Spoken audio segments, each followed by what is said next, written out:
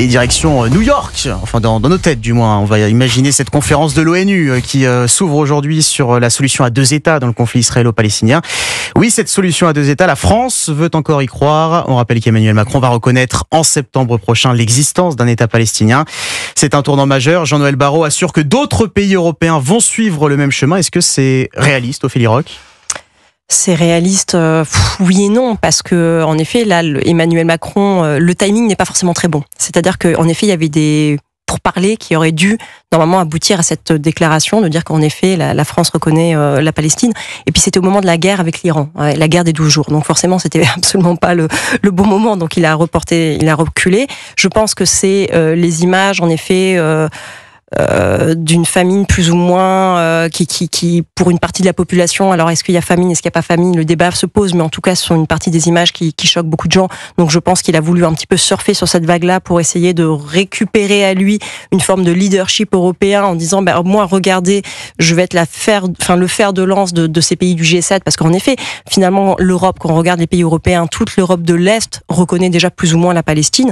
C'est l'Europe de l'Ouest, à part l'Espagne et la Suède et l'Irlande qui le reconnaissent, le reste ne le reconnaît pas. Est-ce que Emmanuel Macron parviendra à faire changer d'avis les autres pays du G7 ? Rien n'est moins sûr, parce que déjà l'Allemagne dit qu'elle ne se prononcera jamais contre Israël.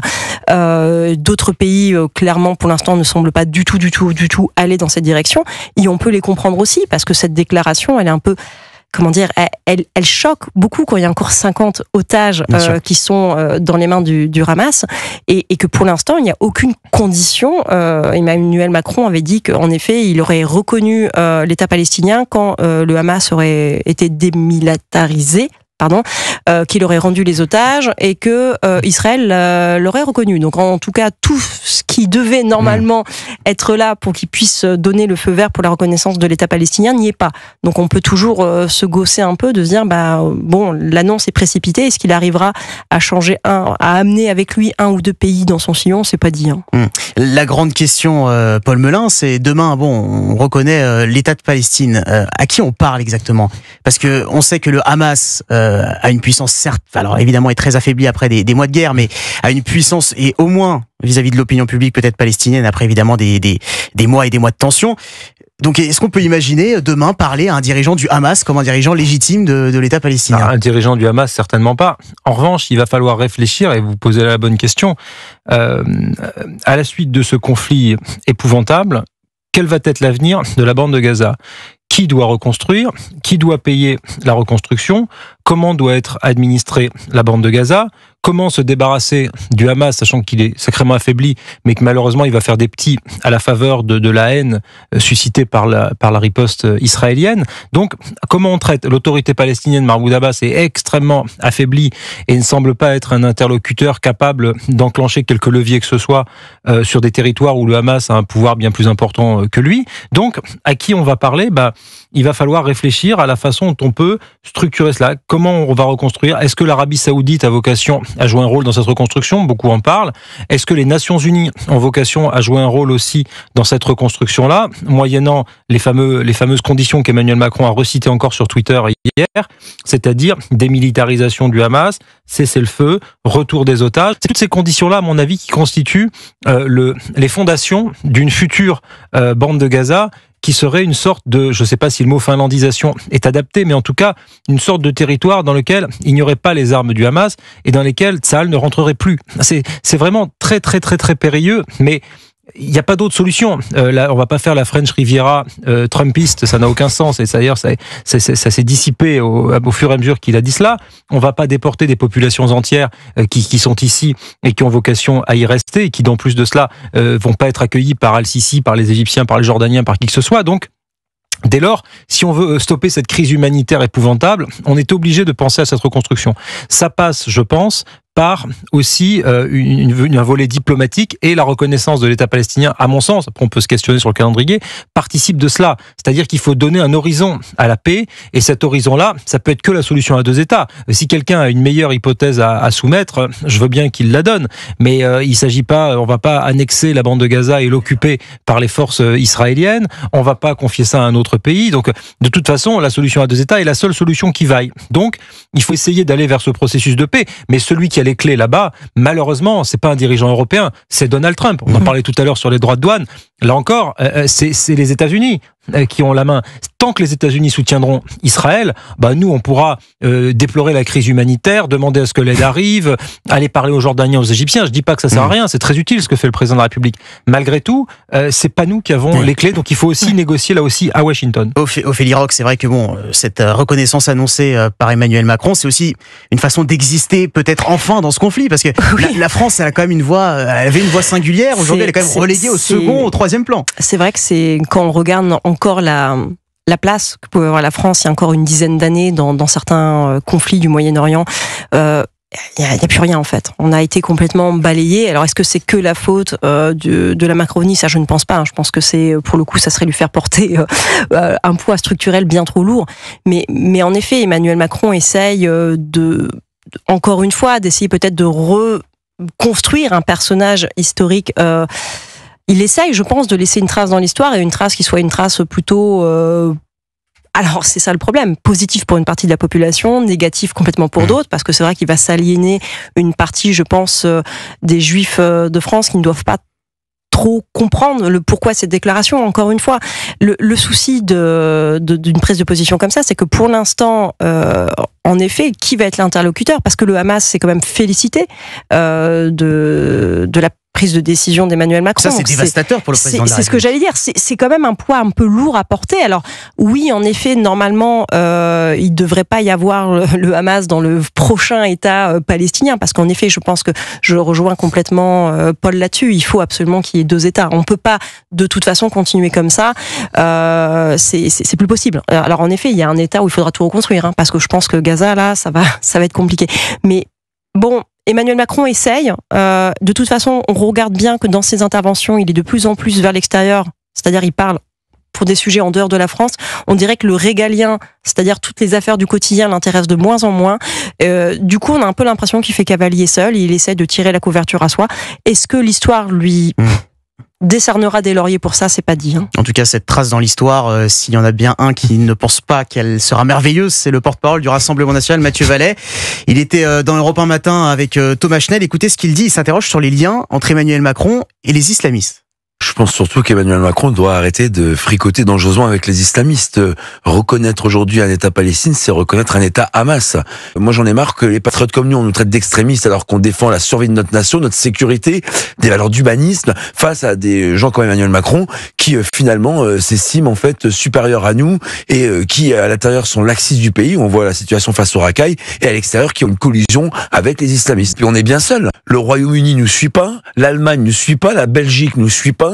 Donc, pardon, mais on n'a aucune autre puissance qui pèse au sein de l'Union européenne qui est sur la position d'Emmanuel Macron. La politique, c'est sérieux, mais j'ai l'impression que M. Macron, avec la fin de règne de mandat qui approche, finalement, il prend des décisions qui font honte à la France. Paul Melun, il y a ces félicitations du Hamas il y a quelques jours. Il y a... On s'en souvient parce que ça ne passera pas pour beaucoup de gens. La réception en grande pompe d'Ahmed Al-Shara, qui est un ancien djihadiste, qui est président syrien, et un ancien djihadiste notoire. Il est ambigu avec les islamistes, Emmanuel Macron. Je pense pas qu'on puisse dire que ni Emmanuel Macron, ni le gouvernement, ni quelque homme d'État français ou diplomate français serait dans une logique, pour reprendre le mot de Mathieu Vallet, de collusion avec les islamistes. Je veux dire, ça me paraît, comment dirais-je, totalement faux. Et je pense que la résistance que nous organisons, y compris à travers nos services secrets, contre l'entrisme islamiste, le rapport sur les frères musulmans, bien sûr, tout cela pourrait aller plus vite, on pourrait faire davantage, mais je veux dire, on est nous-mêmes, Français, aux prises avec l'influence rampante de l'islamisme pour aller faire ce genre de procès. Ensuite, sur la position française, un autre argument de Mathieu Vallet, c'est de dire que nous sommes isolés sur la scène internationale. Pour le moment, c'est vrai. Les Allemands, les Britanniques, les Allemands pour des raisons historiques, les Britanniques pour d'autres raisons, prennent du temps. Il y a un tiers des députés de Keir Starmer qui veulent reconnaître l'État palestinien. Keir Starmer hésite. Je pense que dans quelques semaines, il n'hésitera plus et qu'il se rangera à la position de la France. Mais c'est vrai qu'on est les premiers. C'est une tradition française aussi, la politique arabe de la France. Moi, j'ai réécouté il y a quelques jours les déclarations, la conférence de presse du général de Gaulle en 1967. Le général de Gaulle a une grande politique arabe très ambitieuse, dans laquelle il donne la position de la France qui a été la même depuis 67, c'est-à-dire évidemment reconnaissance pleine et entière de la souveraineté d'Israël et de sa sécurité dans la région. Tous ceux qui veulent la disparition d'Israël sont nos ennemis et sont hautement condamnables. Et en même temps, évidemment, le sort des réfugiés nous occupe et nous préoccupe. Le sort des minorités. Il y a des chrétiens qui ont été tués, par exemple, aussi à Gaza, ne l'oublions pas. Il y a des civils qui ont été tués par des bombardements. Ils font aussi partie de notre logiciel et de la façon dont la diplomatie française se pense. Ça fait pas de nous des gens en collusion avec les islamistes. Il faut éviter ce genre de procès d'intention, je crois. En tout cas, on l'a un petit peu évoqué il y a quelques secondes. Israël et les États-Unis s'interrogent surtout sur le calendrier. Ils estiment que reconnaître un État palestinien aujourd'hui, c'est en quelque sorte récompenser les attaques du 7 octobre. Ophélie Roch. Oui, c'est vrai que les deux tiennent cette position-là en disant que c'est finalement faire une prime au terrorisme. C'est les mots qui ont été employés. Là où, en effet, on peut s'interroger, c'est que est-ce que pour Israël et les États-Unis, est-ce qu'il y aurait jamais eu de toute façon un bon timing?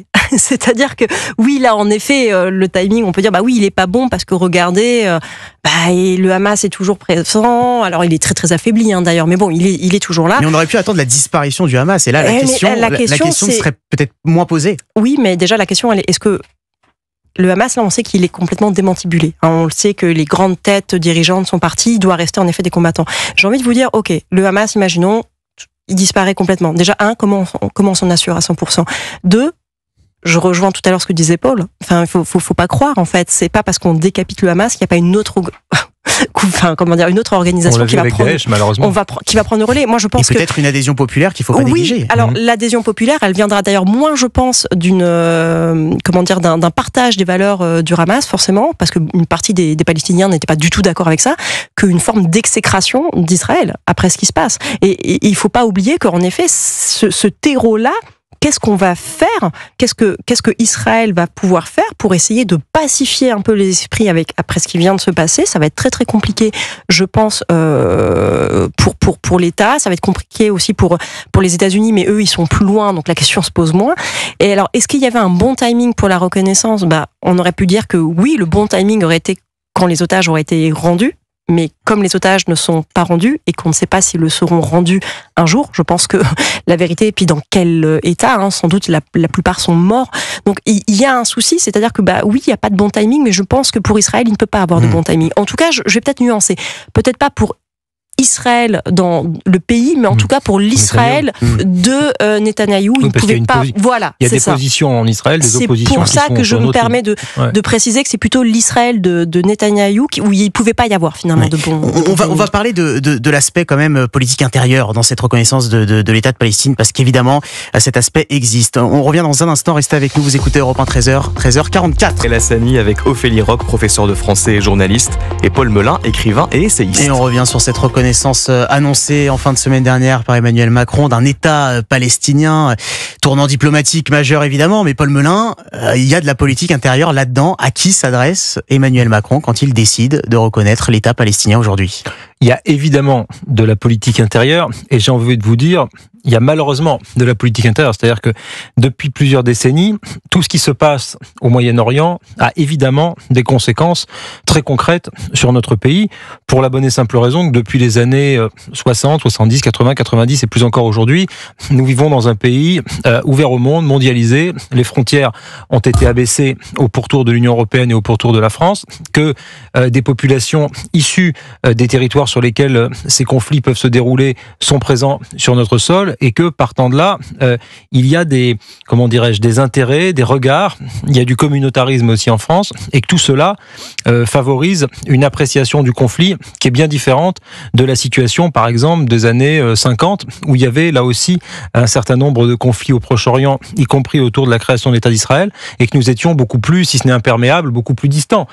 Quand il y a un conflit aujourd'hui, par exemple, en mer de Chine ou à la frontière du Tibet, bon, c'est pas, on n'a pas une grande communauté tibétaine en France, pas d'offense pour eux, mais ils sont moins nombreux que d'autres communautés, notamment la communauté arabo-musulmane en France. Donc, de fait, on parle pas aux mêmes populations. Donc oui, on voit dans les manifestations, dans les mobilisations, il y a une indignation toute particulière du sort des Gazaouis ou de la Palestine auprès de certains Français, issus de l'immigration pour certains, pas issus de l'immigration pour d'autres. Il faut bien voir que dans les meetings de Jean-Luc Mélenchon, par exemple, qui a fait de cette question de Gaza un axiome idéologique très important. Il y a des gens de toutes les origines ethniques. Oui, on l'a vu aux élections européennes, a écrit la figure de Rima Hassan, tout à fait emblématique sur cette question-là, qui a fait campagne sur une seule chose, c'est la Palestine à une élection européenne, c'est quand même, faut le faire.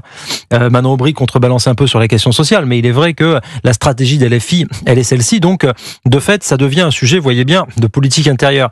Donc le président de la République, il est obligé aussi, dans son intervention, de parler à tous les Français. C'est devenu désormais un impératif et le pays a effectivement bien changé depuis plusieurs décennies. Ophélie Roch, vous êtes professeur de français, je rappelle à nos auditeurs. En classe, cette question de la Palestine. C'est, en fait, moi j'ai toujours enseigné en banlieue parisienne, mais il y a eu un avant après le 7 octobre. Collège, lycée ? Collège et lycée. Mais il y a toujours eu tous les professeurs, peu importe la matière, il y a eu un avant après le 7 octobre qui est, mais je pense que les gens ne se rendent même pas compte, en fait. C'est-à-dire que on est passé d'une jeunesse qui était relativement dépolitisée, finalement, à une jeunesse qui je ne sais pas si elle est politisée sur le reste des sujets de société. Je dirais même que je pense qu'elle n'est absolument pas politisée sur le reste. Mais s'il y a bien une seule chose sur lequel tous les enfants, mais que ça va vraiment, et très jeune, c'est-à-dire que dès la 6e, il y a déjà des convictions qui sont très très établies, comme quoi il y a un massacre qui se passe. C'est le mot génocide qui revient très très très souvent. C'est le drapeau palestinien que vous trouvez dans les marges des cahiers de brouillon, que vous retrouvez sur les murs. Alors ce que moi j'avais dit à certains parents, c'est pas très très grave de voir peut-être les drapeaux palestiniens parce que vos enfants sont jeunes et qu'ils ont le droit d'avoir des convictions, mais vous voyez, moi ce qui me gêne un peu, c'est que cet amalgame qui est fait avec l'antisémitisme, parce que parfois à côté de ces drapeaux, on a rouvrons les camps. Donc il y a un vrai problème là-dessus. Vous avez déjà vu des gosses de 11-12 ans qui tenaient des discours comme ça. Oui, mais qui les tenaient sans même se rendre compte parfois de la portée réelle. C'est-à-dire que si vous voulez, on parle souvent d'un antisémitisme qui a été un antisémitisme en effet avant d'extrême droite, avec des gens parfois même qui niaient l'existence de camps de concentration. Là, on a plutôt des enfants de 11, 12, 13 ans qui viennent vous voir en vous disant mais madame, je comprends pas bien, parce que c'est vrai qu'ils ont vécu l'horreur, les juifs, ils reconnaissent qu'il y a eu la Shoah, ils sont pas en train de nier ça, mais ils font pareil. Et donc, c'est très très compliqué, si vous voulez, d'expliquer à cette jeunesse que non, c'est pas pareil, parce que les images qu'ils perçoivent depuis les réseaux sociaux, le discours, il faut pas oublier aussi qu'il y a des discours d'influenceurs dont les enfants écoutent ça tout le temps. Donc en fait, si vous voulez, ils viennent avec un bagage presque, j'ai envie de dire, il y a des kits de construction qui leur sont offerts à disposition par ces influenceurs-là, qui est regardez ce qui se passe. Regardez à quel point finalement il y a un massacre, il y a un génocide qui est en cours, et les enfants, finalement, ils vous ressortent ça un peu à l'identique, et c'est vrai que c'est très très compliqué d'expliquer qu'il ne faut pas, c'est pas parce qu'il y a des images horribles qui sont réelles sans doute sur ces images-là, mais que c'est-à-dire que la portée est forcément la même, et ça c'est très très très très compliqué, et je pense que en effet, LFI là-dessus a raison d'un point de vue politique de miser là-dessus, parce que ça leur donne une existence, mais pour, en effet, la propagation de l'antisémitisme, qu'on ne dise pas que c'est, entre guillemets, un fantasme, que LFI propage ça, parce que ça le propage in facto. Et c'est un vrai souci qu'on a dans les classes, et c'est un vrai souci, j'ai envie de vous dire, pour la communauté juive qui reste en France, parce que beaucoup, en fait, décident souvent de cacher un peu leur appartenance. Évidemment. On va parler également, toujours évidemment dans cette instrumentalisation de la cause palestinienne, il s'est passé quelque chose de surréaliste samedi, en l'église La Madeleine. On va juste écouter ce qui s'est passé. C'était donc samedi pendant une messe.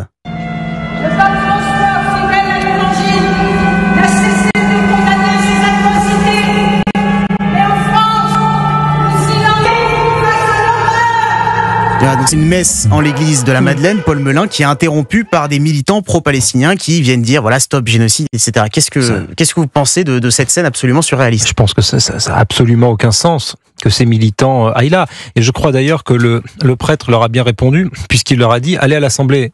C'est là-bas finalement que vous avez besoin d'aller prêcher. Mais pourquoi ils s'en prennent à une église ? On a du mal à comprendre le rapport, mais peut-être qu'il y en a un et que vous allez peut-être le détecter. Je suis pas dans leur tête et j'ai du mal à m'improviser militant de cette façon-là. D'abord, je trouve que il y a une légitimité évidemment à s'indigner du sort des Gazaouis et à se mobiliser. Maintenant, sur la teneur de ces mobilisations depuis le début, je suis très mal à l'aise parce que pour beaucoup de ces mobilisations, ça flirte effectivement avec l'antisémitisme, quand c'est pas clairement et carrément dans l'antisémitisme, à en juger par certains slogans qui sont déployés dans les manifestations. Et ensuite, ça tape à côté. Qu'est-ce que vous allez aller importuner des fidèles dans une église en train de s'adonner à leur messe pour aller mettre la pagaille et aller faire des revendications, comme si les paroissiens et le curé avaient quelques facultés sur soi à changer ce qui se passe, sachant même que là-bas, il y a aussi effectivement des chrétiens à Gaza, je le disais tout à l'heure, qui ont subi les bombardements et qui en sont morts. Donc, c'est, si vous voulez, ça n'a absolument aucun sens. Peut-être le seul sens que l'on pourrait trouver, et c'est peut-être une tentative d'explication,